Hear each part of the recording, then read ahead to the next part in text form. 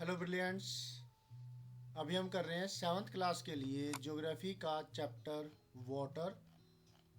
एक पार्ट एक हिस्सा इस चैप्टर का हम पहले वाले वीडियो में कर चुके हैं और अभी हम करने जा रहे हैं इसका next part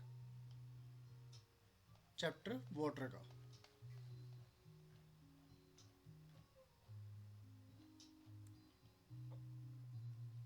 ocean circulation. There is something magical about walking bare feet on the seashore. The wet sand on the beach, the cool breeze, the sea birds, the smell of the salt in the air, and music of waves.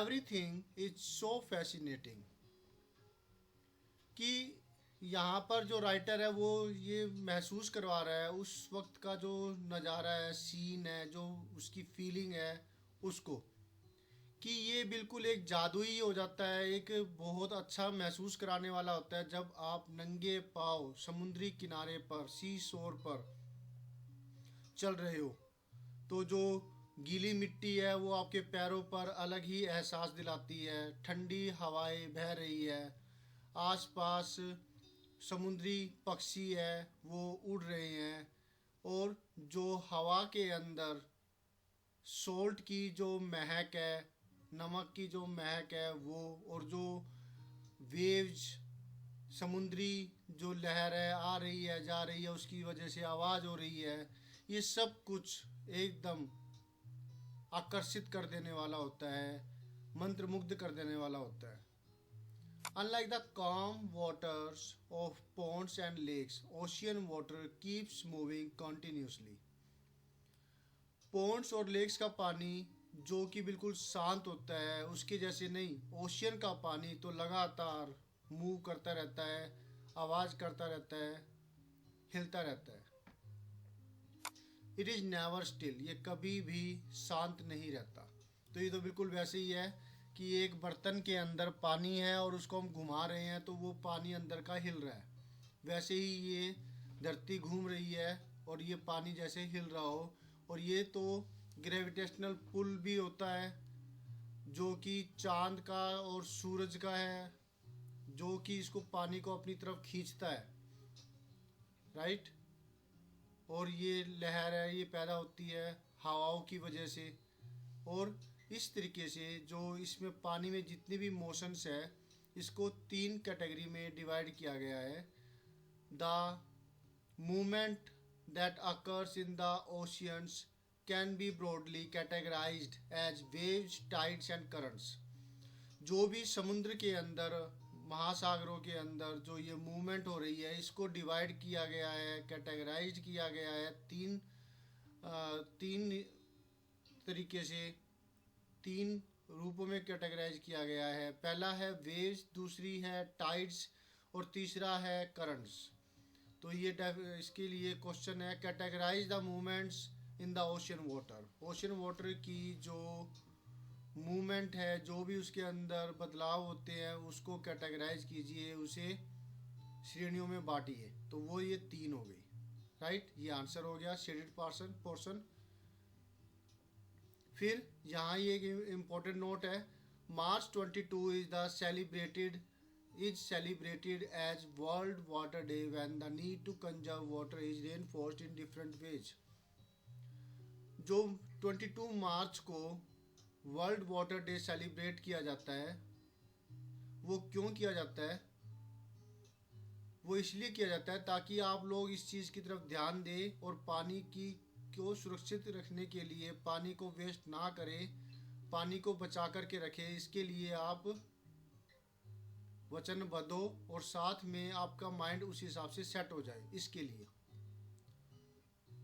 तो world Water day 22 मार्च को पूरे world में बनाया जाता है,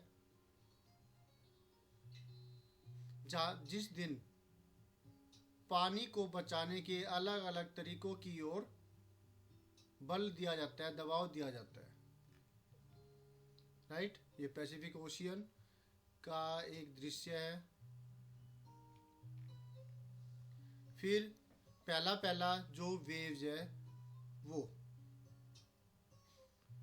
When you are playing throwing ball on the beach and the ball falls into the water, what happens? It is fun to watch how the ball gets washed back to the shore by the waves. आपने ये जब सी शोर पे गए होंगे तो ये चीज़ तो ज़रूर खेली होगी कि आपने अपनी बॉल बीच के अंदर बॉल को दूर पानी में डाल दिया तो क्या होगा, थोड़े टाइम के बाद समुद्र का पानी, जैसे कि हम अपने पेट के साथ खेल रहे हैं और वो पेट उसे वापसी लेकर के आ रहा है तो वो गेम हो जाता है, वैसे ही ये भी गेम हो जाता है। वो बॉल वापसी पानी की वेव्स से टकरा करके, पानी की वेव्स के द्वारा ही वापसी हमारे पास आ जाती है, टकरा करके ना आए तो पानी की वेव्स खुद ले आती है कि लो बॉल को। तो कितना अच्छा लगता है। When the water on the surface of the ocean rises and falls alternately, they are called waves. Definition होगी ये waves की। जब ओशियन की सरफेस का पानी ऊपर चढ़े और गिरे लगातार इस तरीके से, तो ये कहलाती है वेव्स।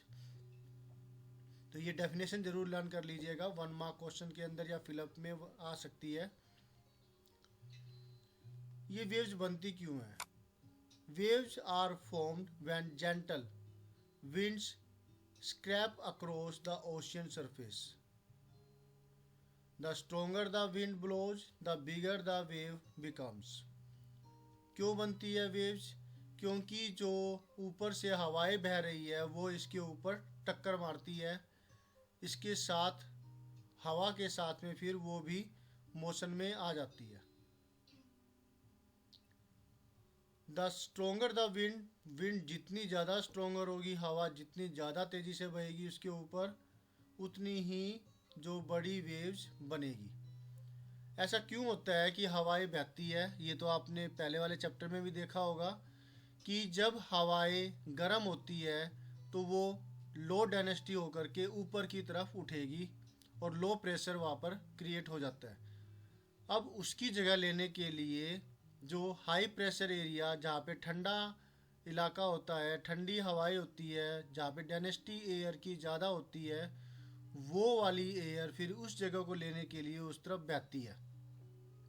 जितनी तेज़ी से पानी गर्म होगा उतनी ही तेज़ी से जो ठंडी हवाएं उस तरफ पहुँचेगी, तो उससे विंड स्पीड बढ़ जाती है। विंड स्पीड बढ़ने से फिर वेव्स के ऊपर भी असर पड़ेगा और वो वेव्स भी उतनी ही ज़्यादा हैवी और ज़्यादा एनर्जेटिक होगी। तो ये कारण है कि वेव्स बनती है। और वेव्स के ऊपर हवाएं क्यों बनती है, वो उसका यही कारण है कि समुद्र का पानी देर में गर्म और देर में ठंडा होता है।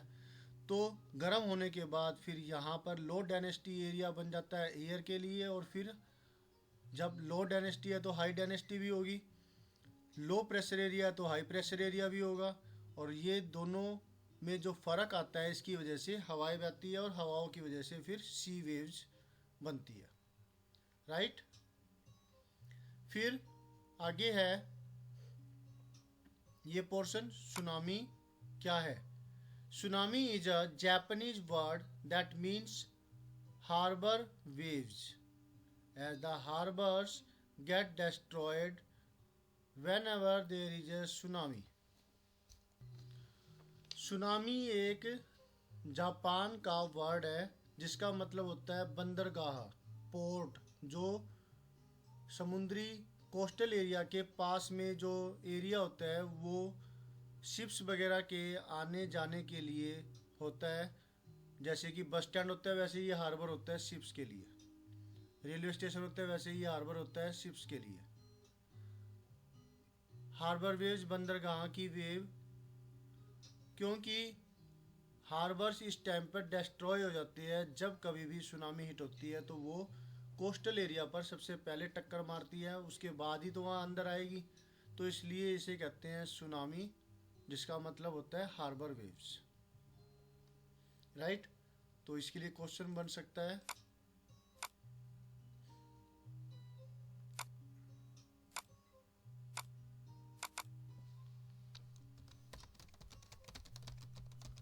What is the mean of tsunami?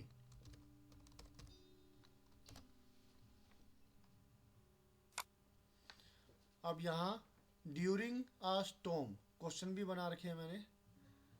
When is tsunami occur? Tsunami कब होती है? During a storm the winds blowing at very high speed form huge waves.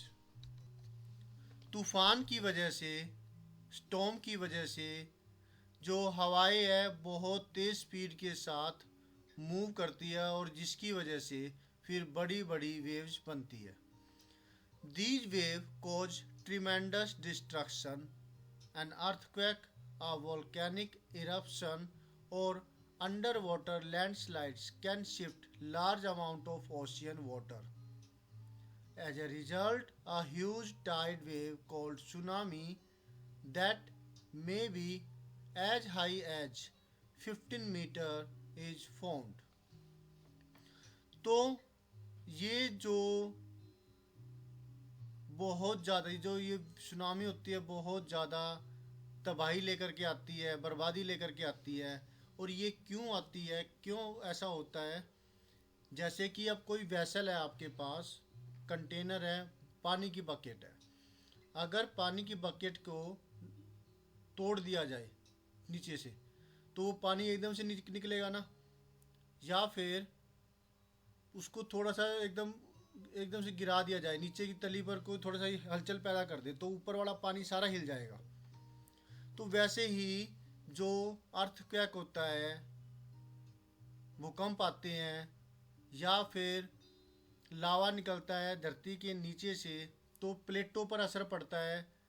तो ओशियन बेड है उस पर असर पड़ता है और वो ओशियन बेड हिलेगा. जैसे कि बाल्टी की पानी की बाल्टी जो है वो हिली तो वो ऊपर का पानी भी हिला. तो जब नीचे का बेड हिलेगा तो उसकी वजह से ऊपर का पानी भी तो हिलेगा, उसमें भी तो डिस्ट्रक्शन होगी, प्रॉब्लम आएगी. तो अंडर वाटर लैंडस्लाइड्स भी जब कोई होती है, वोल्केनिक इरप्शन, अर्थक्वेक, तो उससे ऊपर का पानी शिफ्ट बहुत तेज़ी से होता है. और जब वो वापसी मारता है, वापसी आता है तो बड़ा ख़तरनाक रोल अदा करता है और वो बहुत तेज़ी के साथ सुनामी लेकर के आता है. और फिर सुनामी की ये टाइडल वेव्स बनती है. ये 15 मीटर हाइट तक की होती है जो कि बहुत ज़्यादा है. और वो आसपास के एरिया को तो बिल्कुल स्वेप्ट कर देती है, डिस्ट्रॉय कर देती है. जो बंदरगाह का एरिया होता है, हार्बर एरिया होता है, जिसकी वजह से इसका नाम सुनामी पड़ा है. सुनामी कब होती है तो इसका आंसर ये हो गया. अब एक नेक्स्ट क्वेश्चन और है जो बनाया हुआ है, ये है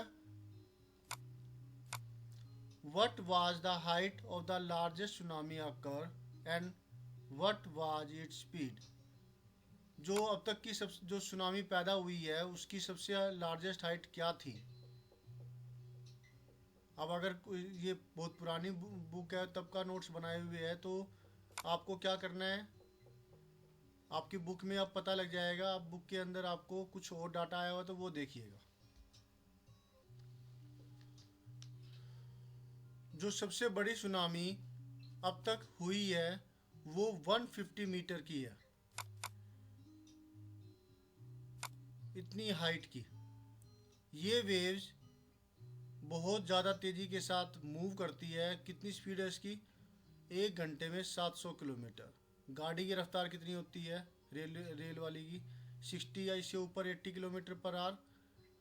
और जो आप गाड़ी चलाते हो उसकी रफ्तार 120. ज़्यादातर तो क्या होता है परिवार वाले ये कहते हैं नहीं सही स्पीड पे रखो, ज़्यादा ज़रूरत नहीं है तेज़ी की, तो वो 70, 80, 100 ऐसे रखते हैं. और ये तो 700 किलोमीटर पर आ रहा है, कितनी ज़्यादा होगी, 7 गुना स्पीड होगी. तो इतनी तेज़ी के साथ जब सुनामी टक्कर मारेगी तो कितना डिस्ट्रक्शन लेकर के आएगी, ऑब्वियसली ज़्यादा ही लेकर के आएगी, है ना. तो ये होती है इनकी स्पीड जो इतना डिस्ट्रक्शन लेकर के आती है. The tsunami of 2004 caused widespread damage in the coastal areas of India. The Indira Point in the Andaman and Nicobar Island got submerged after the tsunami.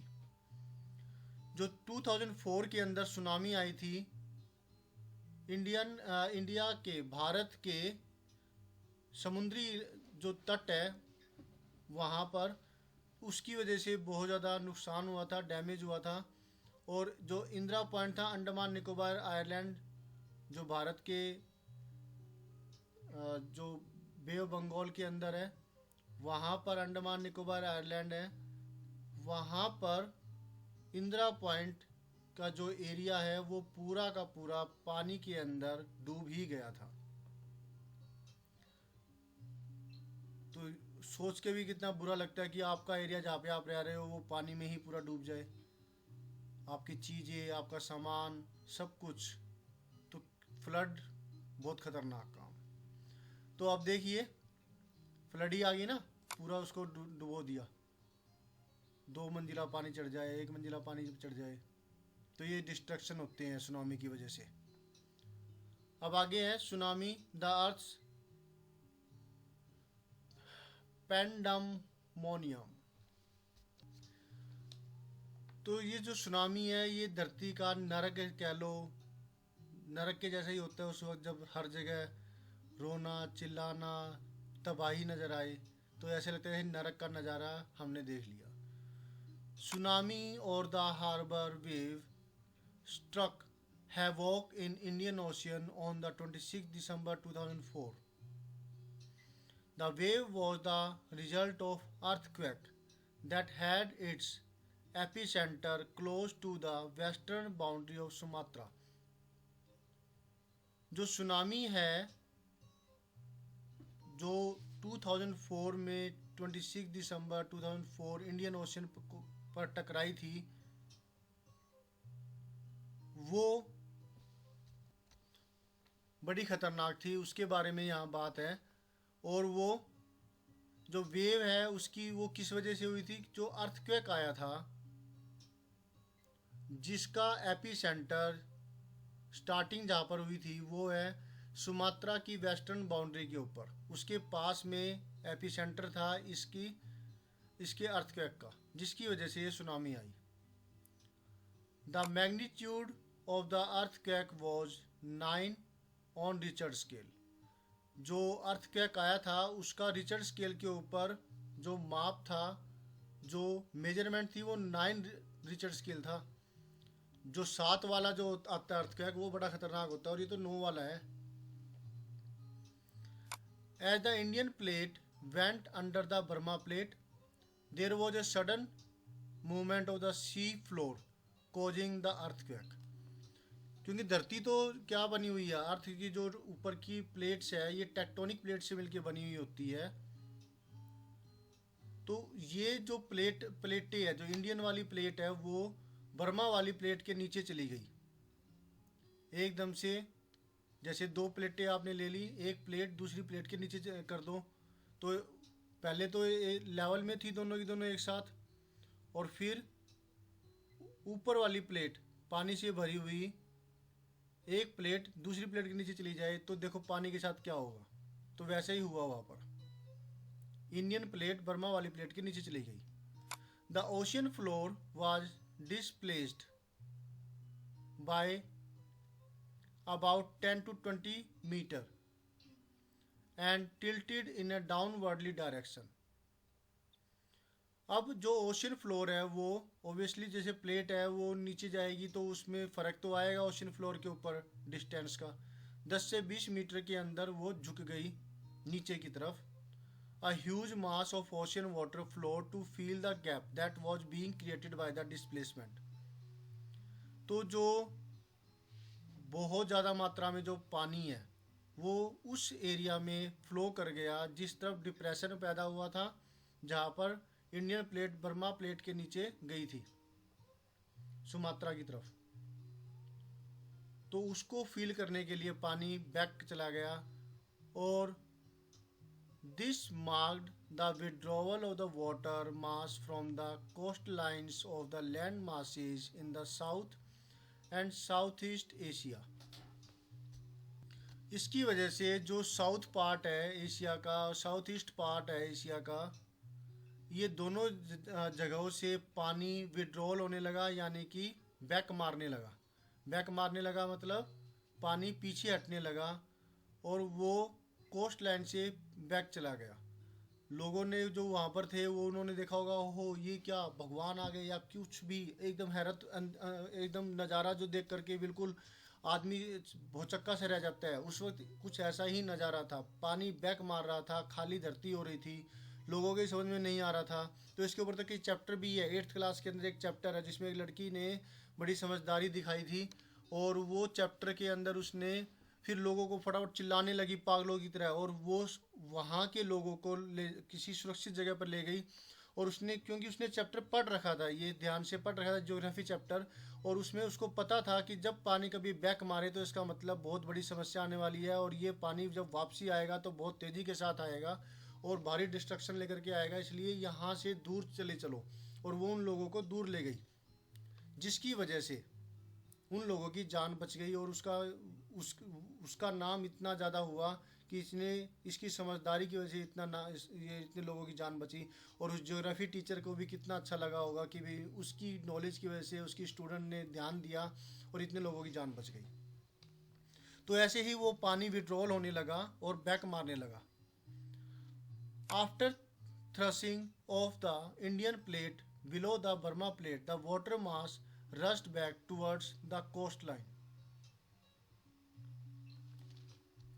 फिर उसके बाद जब वो बैक वापसी आया पानी, और जब ये जो थ्रस्ट रिलीज हुआ, मतलब जो ये प्रेशर रिलीज हुआ, तो ये पानी वापसी बैक मारा। जब इंडियन प्लेट बर्मा प्लेट से थोड़ा सा फ़र्क आया तो ये पानी वापसी आता है कोस्ट लाइन एरिया के ऊपर, और tsunami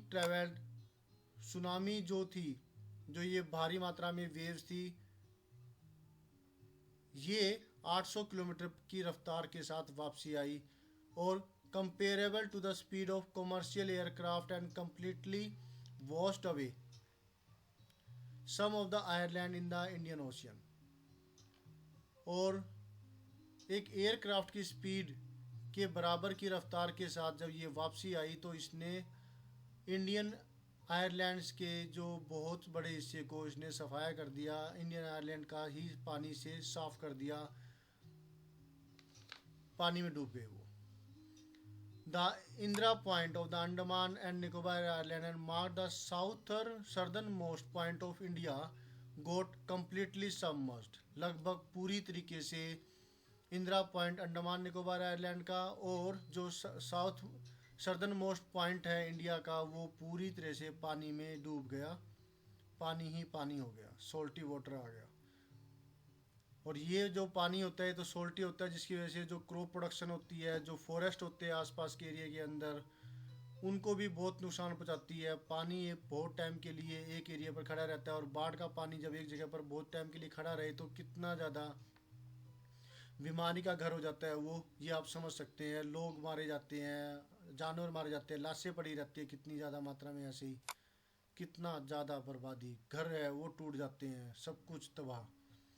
As the wave moved from earthquake epicenter from Sumatra towards the Andaman Ireland and Sri Lanka, the wavelength decreased with decreased depth of water. जैसे कि जो अर्थक्वेक है उसका एपिसेंटर सुमात्रा के अंदर था, और वो जैसे जैसे अंडमान आयरलैंड और श्रीलंका की तरफ बढ़ रहा था, तो इसकी वजह से जितना जितना ज़्यादा दूर जाते हैं वैसे ही उसकी जो वेव्स है वो तरंगे कम होती चली जाती है। तो वो जो वेव्स है वो कम होने लगी, और पानी के अंदर उसका प्रभाव वो कम होता चला गया जैसे जैसे दूर जा रहा था। तो और जो ट्रैवल स्पीड है सुनामी की, वो भी 700 टू 900 किलोमीटर पर आवर की रफ्तार से कम हो गई 70 किलोमीटर पर आवर।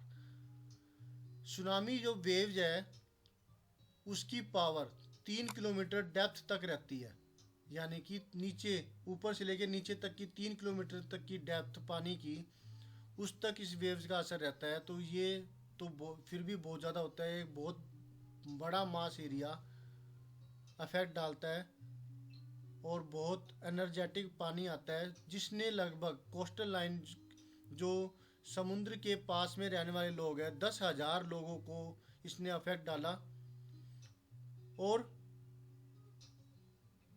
1 लाख से ज़्यादा घर बर्बाद हो गए, ख़त्म हो गए, टूट गए।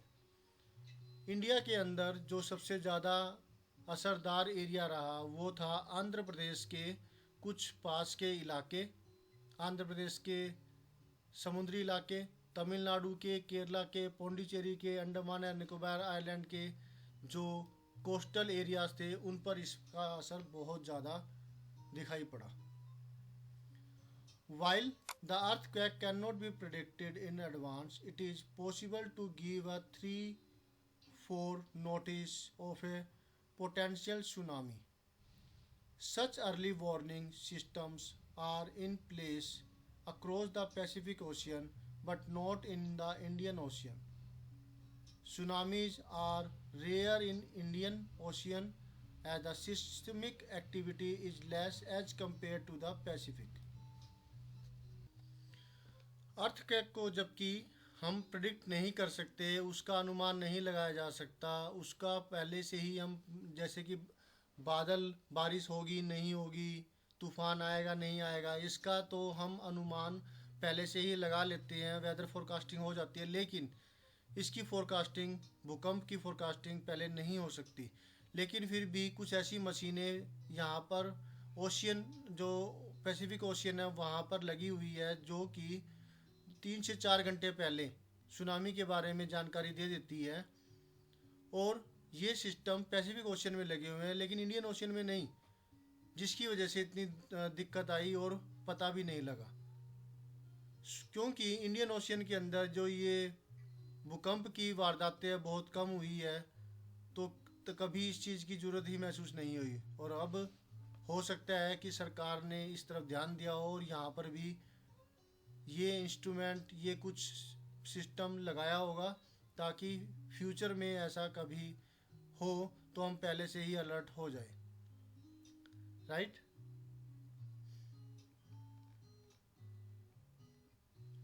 The tsunami that ravaged the South and Southeast Asian coast in December 2004 is the most devastating tsunami in the last several hundred years.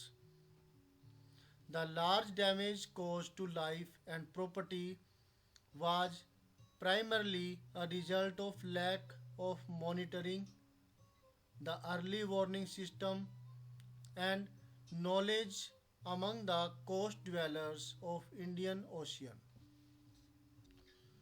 जो ये सुनामी आई साउथ और साउथ ईस्ट एशिया के अंदर दिसंबर 2004 में, ये अब तक की जो पिछले कुछ 100 ईयर के अंदर सुनामी आई थी उसके अंदर सबसे ज़्यादा भयानक खतरनाक सुनामी आई। इसकी वजह से बहुत ज़्यादा मात्रा में जान और माल की हानि हुई, प्रॉपर्टी का नुकसान हुआ। और ये सब क्यों हुआ? क्योंकि मॉनिटरिंग कम थी, सिस्टम कम था, सिस्टम नहीं थे वहाँ पर कि भी जो इसकी तरफ, इसकी चहल पहल की तरफ नज़र रख सके ताकि ये वाला नुकसान ना होता। मॉनिटरिंग नहीं थी इतनी ज़्यादा, जो पहले वार्निंग सिस्टम है वो नहीं थे। और या इंडियन ओशियन के अंदर,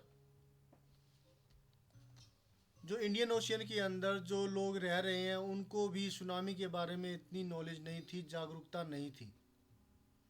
तो भी क्या है, जैसे अभी अब जो चैप्टर्स आते हैं भूकंप वाले, तो उसके अंदर स्पेशली कहा जाता है कि भाई आप वहाँ ना जाए, वहाँ पर रहें, ऐसा करें, घर ऐसे होने चाहिए।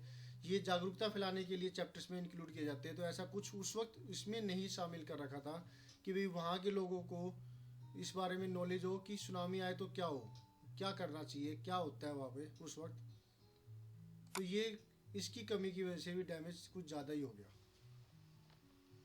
The first indication that tsunami is approaching is the rapid withdrawal of water from the coastal region, followed by a destructive wave. When this happened on the coast, instead of people going to high ground, they started assembling at the coast to view the miracle.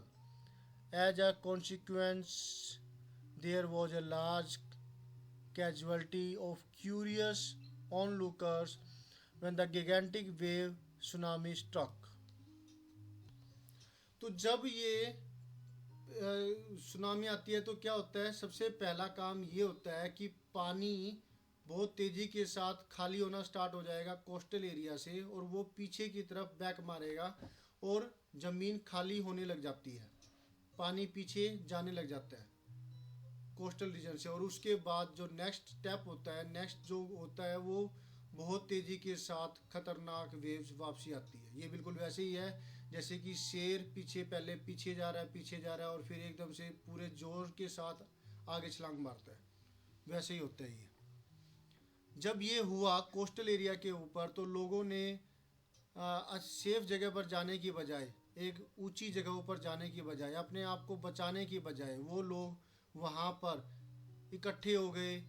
उनको वो मेरे जैसे वो ऐसा करने लगे जैसे कि चमत्कार हो गया हो, जैसे कि वो ये मान रहे हो कि अभी भगवान यहाँ पर अवतरित होंगे, या फिर उनको ये लगा हो कि शायद कोई स्पेसशिप आने वाला है, या फिर उनको ये लगा हो कि यहाँ पर तो देखो भगवान ने अपनी माया से ये एरिया बना दिया है और अब यहाँ पर कोई कुछ बनेगा, कुछ सामने आएगा, जैसे कोई तिलिस्मी चीज़ हुई हो, कुछ मिरेकल हुआ हो। तो ये चीज़ें अंधविश्वास सोच करके, ये चीज़ें मान करके वो लोग वहाँ पर ज़्यादा मात्रा में इकट्ठा हो गए, और इसकी वजह से जब वो सुनामी आई और वो फिर सबको बहा कर ले गई और एक मास डिस्ट्रक्शन हुआ, लोग भी मारे गए। राइट। तो ये बड़ी दुख की बात है जो ये हुआ सुनामी की वजह से। भगवान उन सब की आत्मा को शांति दे जो इसमें मारे गए, और आगे के लिए भी सभी के पास, गवर्नमेंट के पास, मानव जाति के पास इस एक नेचुरल डिजास्टर से लड़ने की ताकत, इंस्ट्रूमेंट, नॉलेज हो कि ये डिस्ट्रक्शन दोबारा ना हो पाए। तो मिलेंगे हम नेक्स्ट वीडियो में इसके आगे के पार्ट के साथ। होप सो आपको इतना टॉपिक अच्छे से समझ में आया होगा, और फटाफट से चैनल को सब्सक्राइब कर दीजिए अगर अब तक सब्सक्राइब नहीं किया है, लाइक कर दीजिए अगर आपको पसंद आया हो, शेयर कीजिए नीडी स्टूडेंट्स के साथ ताकि वो भी इसका फ़ायदा उठा सके, कमेंट कीजिए कुछ कहना चाहते हैं, और बेल आइकन दबाना मत भूलिएगा ताकि आपको लेटेस्ट अपडेट मिलती रहे। Bye, thank you for watching your own video.